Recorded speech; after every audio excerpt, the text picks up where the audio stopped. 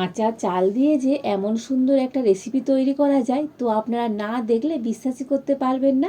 আর এভাবে বাড়িতে বানিয়ে দেখুন, নিজেরাই তো পুরো অবাক হয়ে যাবেন। এমনকি এভাবে বানিয়ে তো আপনারা বছর জুড়ে সংরক্ষণ করে রেখে দিতে পারবেন, আর যখনই মন চাইবে তখনই খেতে পারবেন। নমস্কার বন্ধুরা, রূপার রন্ধনশালায় আপনাদের সকলকে অনেক অনেক স্বাগত জানাই। তো চলে এসেছি আজকের আবার একটা নতুন রেসিপি নিয়ে। তো আজকের আমি এক বাটি কাঁচা চাল দিয়ে তো সুন্দর একটা রেসিপি শেয়ার করব। তো যে রেসিপিটা দেখা মাত্রই তো আপনাদের বাড়িতে বানাতে ইচ্ছে করবে, আর এভাবে একবার বানিয়ে তো আপনারা অনেকদিন সংরক্ষণ করে রেখেও দিতে পারবেন। তো আপনারা সঙ্গে থাকুন আর প্রথম থেকে শেষ পর্যন্ত পুরো রেসিপিটা দেখতে থাকুন। আশা করি আজকের রেসিপিটা আপনাদের অনেক ভালো লাগবে। আর আজকের রেসিপিটা ভালো লাগলে চ্যানেলটা সাবস্ক্রাইব করে পাশে থাকবেন। তো এখানে আমি আজকে এক বাটি ভাতের চাল নিয়ে নিয়েছি। তো আপনারা যে কোনো চাল নিয়ে নেবেন, আর এই চালটাকে এবার পরিষ্কার করে জল দিয়ে ধুয়ে নিতে হবে। তো সেই জন্য একটা বড় বাটিতে করে আমি নিয়ে নেব।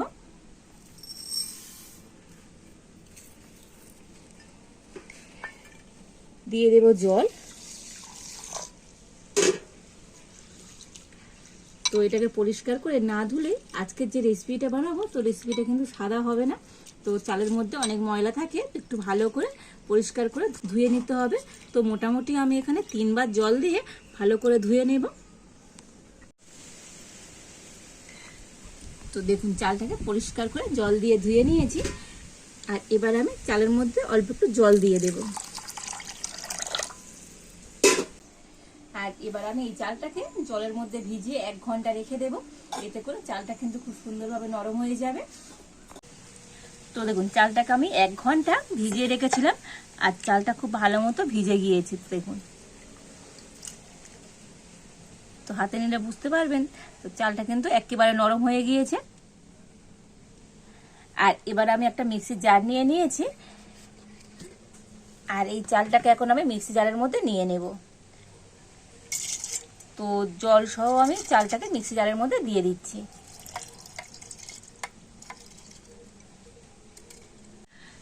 তো দেখুন এই এতটুকুনি কিন্তু আমি জল দিয়ে দিয়েছি। তো জল খুব বেশি দেয়া যাবে না। তো খুব বেশি জল দিলে তো চালটা কিন্তু ভালোভাবে পেস্ট হবে না। তো চাল যখনই আপনারা এরকম পেস্ট করবেন তো একটু অল্প জল দিয়ে দেখবেন চালটা কিন্তু একেবারে মিহি হয়ে পেস্ট হয়ে যাবে। আর এবার আমি চালটাকে কিন্তু একটু ভালো করে পেস্ট করে নিয়ে আসব। তো দেখুন চালটা তো ভালো করে মিক্সিতে পেস্ট করে নিয়ে চলে এসেছি।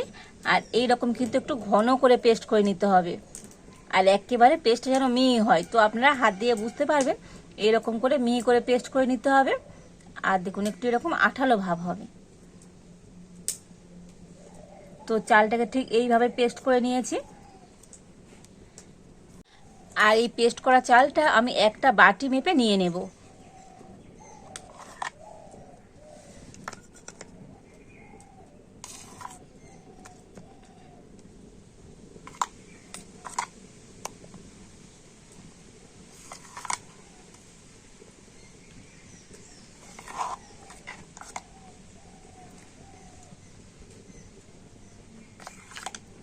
তো দেখুন এখানে ভর্তি ভর্তি 1 বাটি কিন্তু চালের পেস্ট হয়েছে।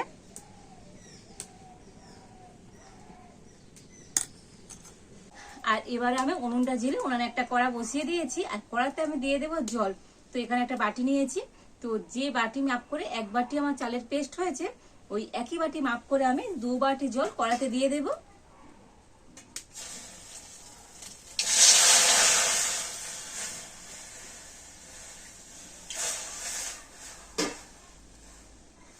জলটা কিন্তু খুব ভালো মতো গরম হয়ে গিয়েছে।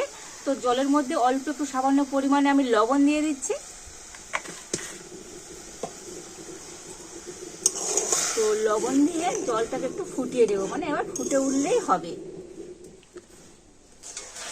তো জলটা খুব ভালো মতো ফুটে গিয়েছে। আর এবারে আমি এই চালের পেস্টটা নিয়ে জলের মধ্যে দিয়ে দেবো।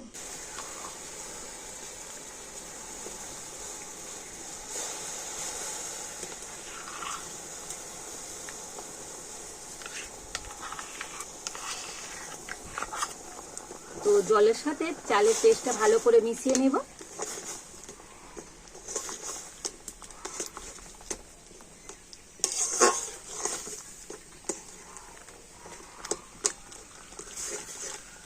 আর এইভাবে নাড়াচাড়া করে নিলে দেখবেন এটা কিন্তু একটা শক্ত ডো তৈরি হয়ে যাবে।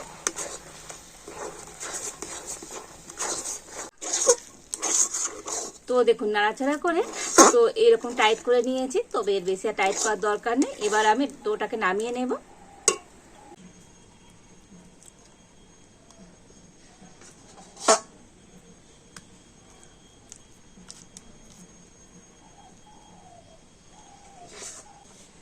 আর এই ডোটাকে এবার একটু আমি ঠান্ডা করে নেব। তো মিশ্রণটা ওদিকে ঠান্ডা হোক, তো ততক্ষণ এদিকে আমি একটা নিয়েছি পাইপিং ব্যাগ আর নিয়েছি নজেল। তো এই নজেলটা আমি পাইপিং ব্যাগের মধ্যে নিয়ে নেব।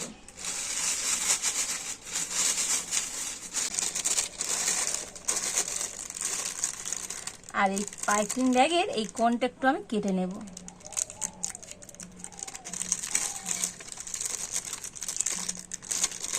তো দেখুন এইরকম ভাবে করে নজলটাকে নিয়ে নিয়েছি। তো এই মিশ্রণটা এখন ঠান্ডা হয়ে গেছে, আর এবারে আমি এই পাইপিং ব্যাগের মধ্যে ভরে নেব। আর এখানে একটা গ্লাস নিয়ে নিয়েছি, তো পাইপিং ব্যাগটা এই গ্লাসের মধ্যে নিয়ে নেব।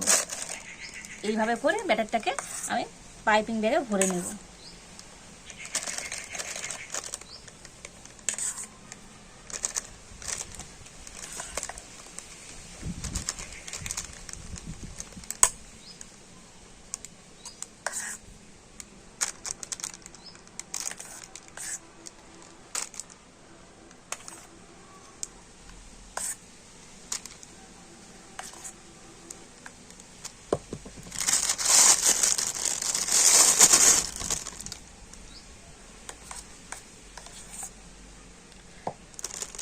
তো দেখুন সম্পূর্ণ ব্যাটারটা আমি পাইপিং ব্যাগের মধ্যে ভরে নিয়েছি।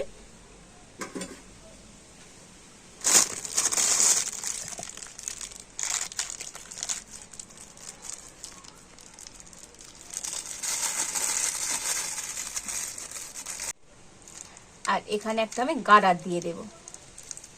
তো গার্ডারটাকে ভালো করে এবার টাইট করে আটকে দিতে হবে।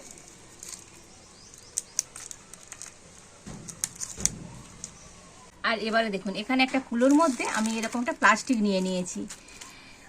আর এবারে আমি এই প্লাস্টিকের উপরে তো এইটা দিয়ে এবারে ডিজাইন করে দেব।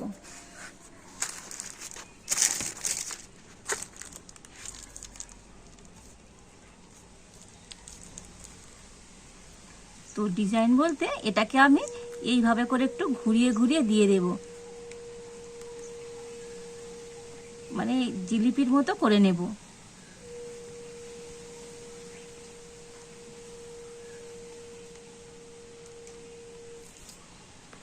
তো দেখুন এই একটা করে নিয়েছি, দেখতে কত সুন্দর লাগছে দেখুন।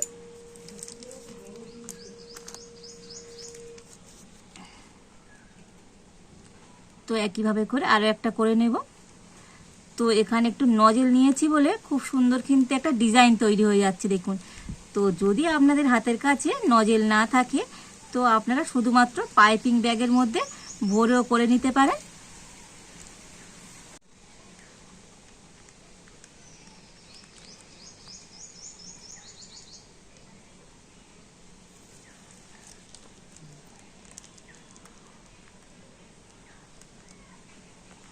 তো আপনারা কোনো একটা থালার মধ্যে তো এরকম একটা প্লাস্টিক নিয়েও করে নিতে পারেন।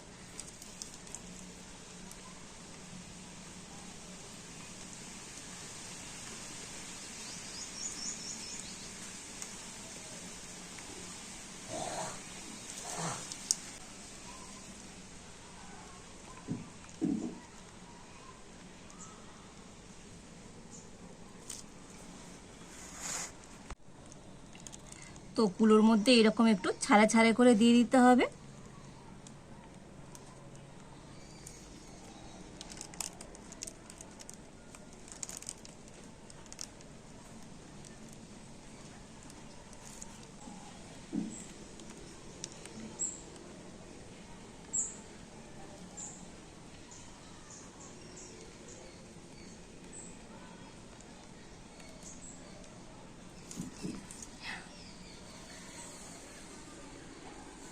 তো দেখুন এখানে একটা কুলো আমি ভরে নিয়েছি। তো দেখুন দুটো কুলোর মধ্যে আমি এইভাবে করে নিয়েছি। আর এবারে আমি এই কুলো দুটোকে রোদ্দুরে দেব। তো মোটামুটি শুকোতে 2 দিন সময় লাগবে। তো শুকোনোর পরে আপনাদের দেখাবো এগুলো কেমন হয়েছে। তো দেখুন সমস্ত কাপড়গুলো আমি হচ্ছে কাগজ থেকে তুলে নিয়েছি আর ভালো করে শুকিয়ে নিয়েছি। তো মোটামুটি আমাকে 2 দিন রোদ্দুরে দিতে হয়েছে। তো 2 দিন রোদ্দুরে দেওয়ার পরে এইভাবে সুন্দর শুকনো হয়ে গিয়েছে। আর এইভাবে এই পাঁপড়গুলোকে আপনারা কোনো একটা এয়ারটাইট কন্টেনার করে রেখে দেবেন, তো সারা বছর কিন্তু খেতে পারবেন। তো একটু বেশি করে তৈরি করে নেবেন, একেবারে সারা বছরই আপনারা এই পাঁপড়টা খেতে পারবেন। আর এবারে আমি উনুনটা ঝেলে উনুনে একটা কড়া বসিয়ে দিচ্ছি, আর কড়াতে দিয়ে দেবো সাদা তেল।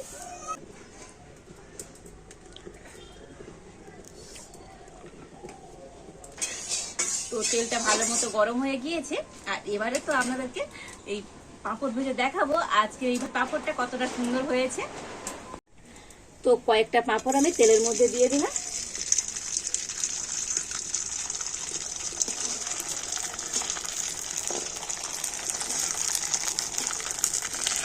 তো দেখুন পাঁপড়গুলো কত সুন্দরভাবে মানে ভেজে গিয়েছে, দেখুন দেখতে কত সুন্দর লাগছে দেখুন।